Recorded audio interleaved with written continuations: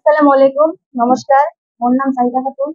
মই ২ নং বগৰীকুলি জিলা পৰিষদৰ সদস্য পদৰ AIUDF দলৰ মনোনীত প্ৰাৰ্থী। সকলো ৰাইজলৈ মোৰ বিনম্ৰ অনুৰোধ, আপোনালোকে মোক আপোনালোকৰ বহুমূলীয়া ভোট দি জয়যুক্ত কৰিব, লগতে দুৱা ও আশীৰ্বাদ কৰিব। পোনপ্ৰথমে মই খদনাবাৰী অঞ্চলৰ নলঝৰা নদী ভৰখৰণীয়া সমস্যা সমাধান কৰিবলৈ চেষ্টা কৰিম। ৰাজ্যক আহ্বান জনাম, ৰাইজে অহা ৭ তাৰিখত মোক ভোট দি জয়যুক্ত কৰিব আৰু লগতে থাকিব, দুৱা ও আশীৰ্বাদ কৰিব।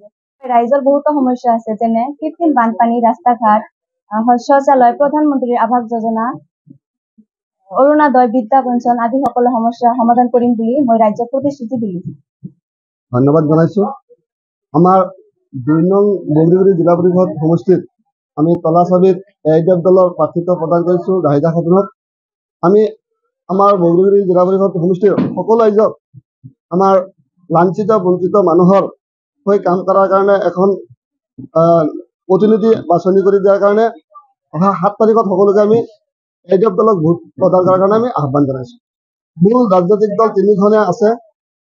আমাৰ বগৰীকুলি জিলা পৰিষদ সমষ্টিৰ সকলো ৰাইজক মই এইটোৱে আহ্বান কৰিম, বিজেপি দল সদায় কৈ থাকে আমাৰ অসমৰ মুখ্যমন্ত্ৰীয়ে যে আমাৰ দাবী টুপিত লুংগি থকা মানুহৰ আমাৰ ভোট নালাগে, চাচামামাৰ ভোট নালাগে।